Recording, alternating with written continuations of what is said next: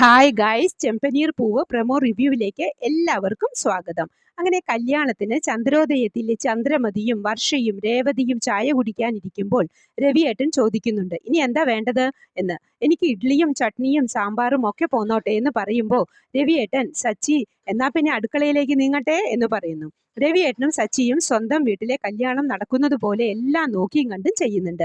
അങ്ങനെ അവർ അടുക്കളയിൽ പോകാൻ തുടങ്ങുമ്പോൾ ശ്രുതിക്ക് പേടിയായി. ഇനി അവിടെ എങ്ങാനും ബീരാനിക്ക ഉണ്ടാകുമോ എന്നറിയില്ലല്ലോ.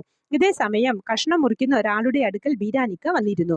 സുധിയെ കണ്ട ബീരാനിക്ക അവിടെയുണ്ടായിരുന്ന ന്യൂസ് പേപ്പർ എടുത്ത് മുഖം മറച്ചു നിൽക്കുന്നു. സുധി ശരിക്കും ബീരാനിക്കയുടെ അടുത്തേക്ക് നടന്നു തുടങ്ങുമ്പോഴേക്കും രവിയേട്ടൻ എടാ സുധി എന്ന് വിളിച്ചു. സുധി തിരിച്ച് രവിയേട്ടന്റെ അടുത്തേക്ക് പോയി. ബീരാനിക്ക തൽക്കാലം രക്ഷപ്പെട്ടു. പതുക്കെ അവിടെ നിന്നും പേപ്പർ മടക്കി വെച്ച് എഴുന്നേറ്റ് സച്ചിയുടെ മുമ്പിൽ പോയി പെട്ടു. സച്ചി പതുക്കെ പോയി രേവതിയെയും കൂട്ടി വന്നു.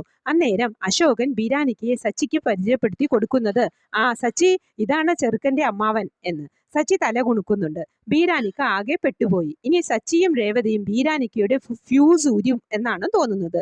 അത് അടുത്ത എപ്പിസോഡിൽ മറക്കാതെ കാണുക. ഇതൊക്കെയാണ് പ്രമോ ആയി കാണിച്ചത്. പ്രമോ ഇഷ്ടമായെങ്കിൽ ലൈക്ക് ചെയ്യാനും ഷെയർ ചെയ്യാനും സപ്പോർട്ട് ചെയ്യാനും സബ്സ്ക്രൈബ് ചെയ്യാനും മറക്കരുത്. അടുത്തൊരു എപ്പിസോഡിന്റെ പ്രമോവുമായി വരുന്നതുവരെ കാത്തിരിക്കുക.